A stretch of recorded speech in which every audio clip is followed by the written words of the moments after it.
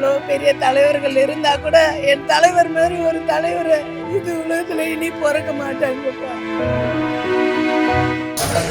அவரை நினைக்கவே முடியலைங்க அந்த அளவு. கேப்டன் கேப்டன் புகழ். உடல் மண்ணுக்கு உயிர் கேப்டனுக்கு.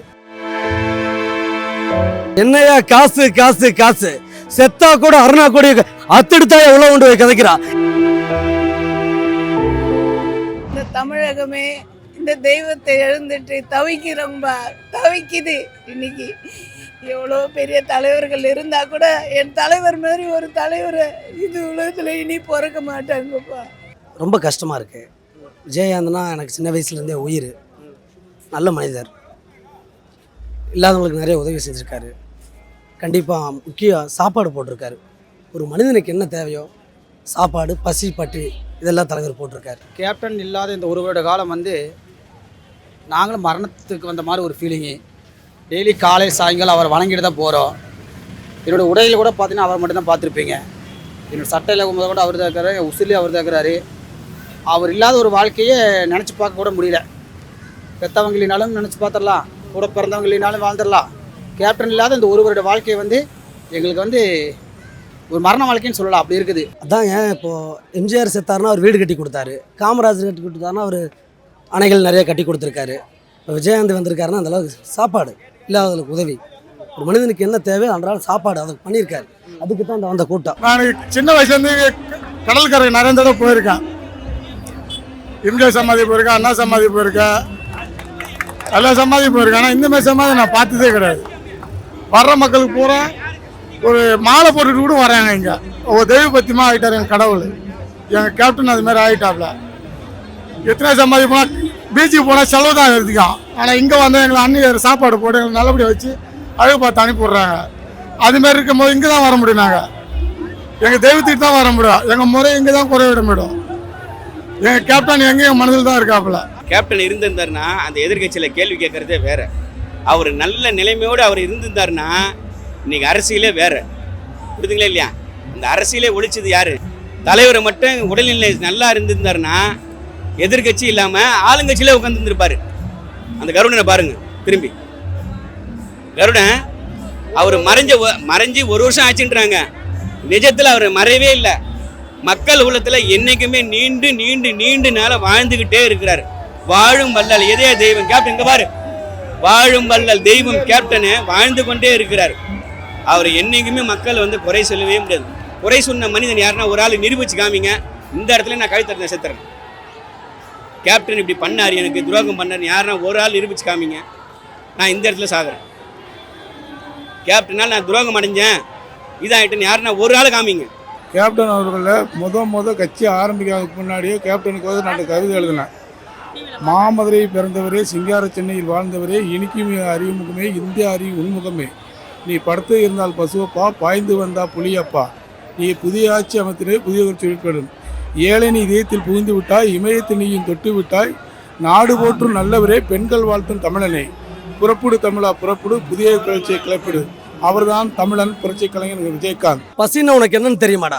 குறவைத்துக்காரவன் கூட அரவைத்தோட படுத்துருவான், குத்துப்பட்டவன் கூட அரவைத்தோட படுத்துருவான். ஆனா பசியில் இருக்கிறவன் ஒரு நேரம் கூட தூங்க முடியாதுடா. அதனாலதான்டா சாகும்போது சுடுகாட்டுக்கு போகும்போது வாய்க்கரிசி போட்டு அனுப்புறாங்க. என்னையா காசு காசு காசு, செத்தா கூட அருணா கூட அத்தெடுத்தா எவ்வளவு கொண்டு போய் கதைக்கிறா. இதுல காசும் கிடையாது, ஒன்றும் கிடையாது. கேப்டன் நாங்கள் ஒரு 20-30 வருஷமாக கேப்டன் கட்சியில் இருக்கிறோம்.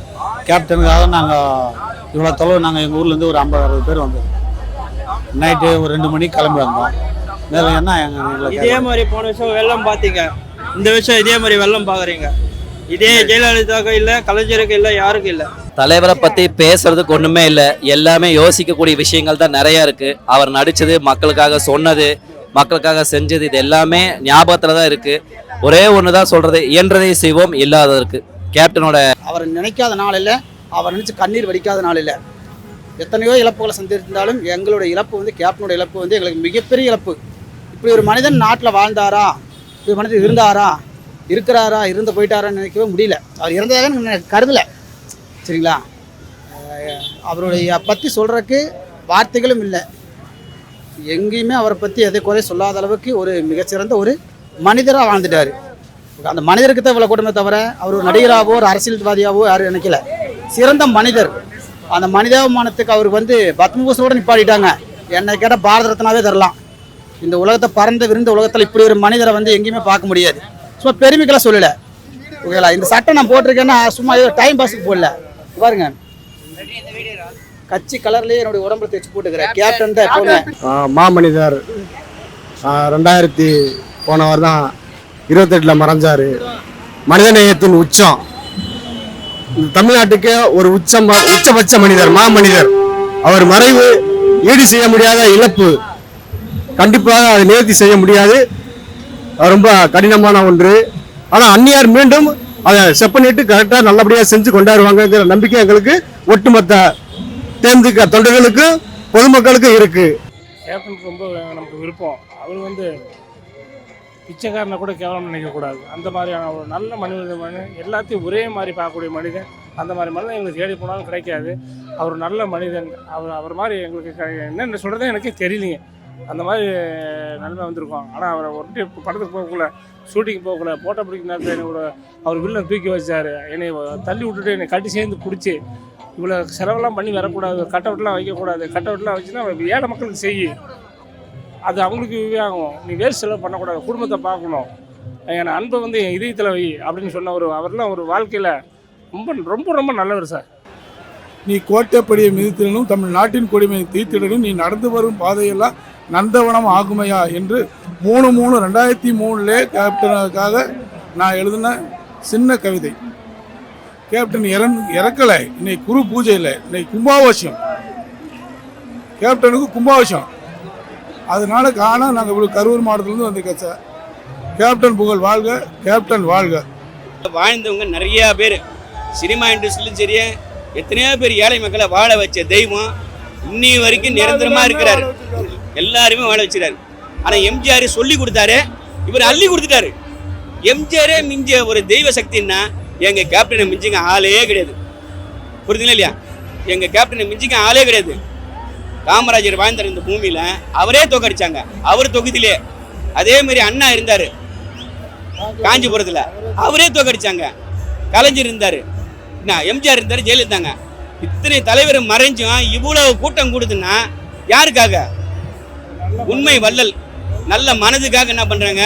அள்ளி அள்ளி கொடுத்த தெய்வம். அந்த தெய்வத்தை காண்றதுக்காக இன்னைக்கு கூட்டத்தை பாரு, இன்னைக்கு எங்கெல்லாம் நிற்கிது பாரு. இன்னைக்கு தூங்காம கேப்டனுக்காண்டியே உழைச்சி 3 மணிக்கு 8 மணிக்கு போஸ்ட் ஓட்ட வச்சுன்னா விடிய விடிய ஓட்டிடுவாங்க.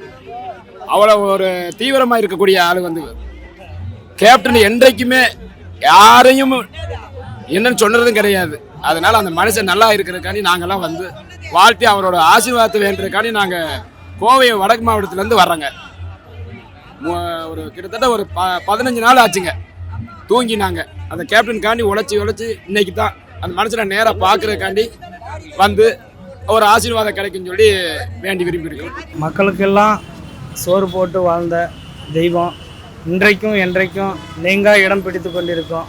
தமிழகம் மட்டுமல்ல, ஒட்டுமொத்த உலகெங்கும் வாழும் உள்ளங்கெல்லாம் குடிக்கொண்டிருக்கும் தலைவர் அவர்களை தரிசிக்க வந்து கொண்டிருக்கிறோம்.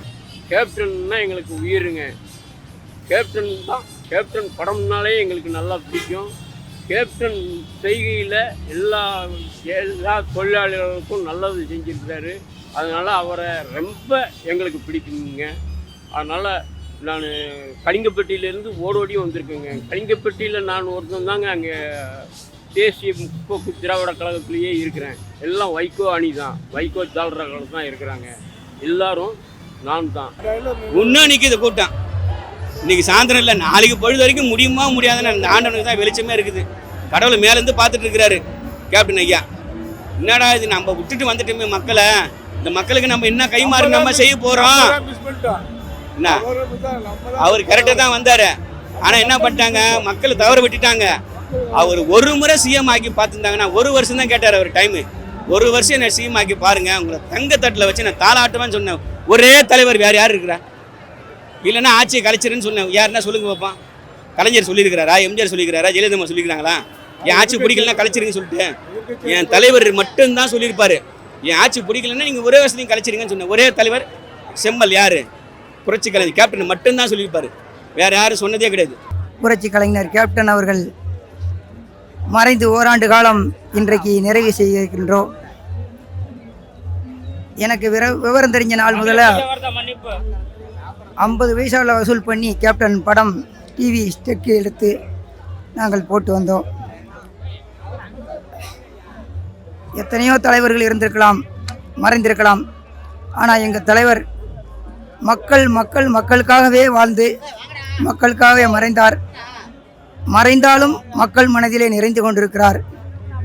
கடவுளாக இன்னைக்கு விளங்கி கொண்டிருக்கும் தன்மான தலைவனாக மதுரை மண்ணில் பிறந்து புரட்சி கலைஞனாக வாழ்ந்து கலை உலகத்துக்கெல்லாம் எடுத்துக்காட்டாக இருந்து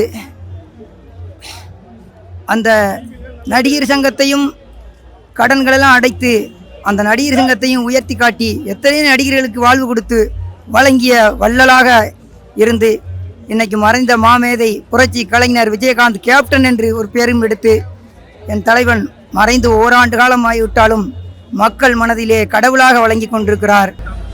எங்களுடைய சொந்த காசை செலவு பண்ணி தான் வரோம். எங்களுக்கு காசு பணம்லாம் இவங்க போடுறாங்க அவங்க போடுறாங்கன்றதெல்லாம் இல்லை. எங்களுடைய சொந்த பணத்தை வச்சு நாங்கள் அவரை பார்க்கலான்னு அவர் கோயிலாண்ட வந்து நின்றார்.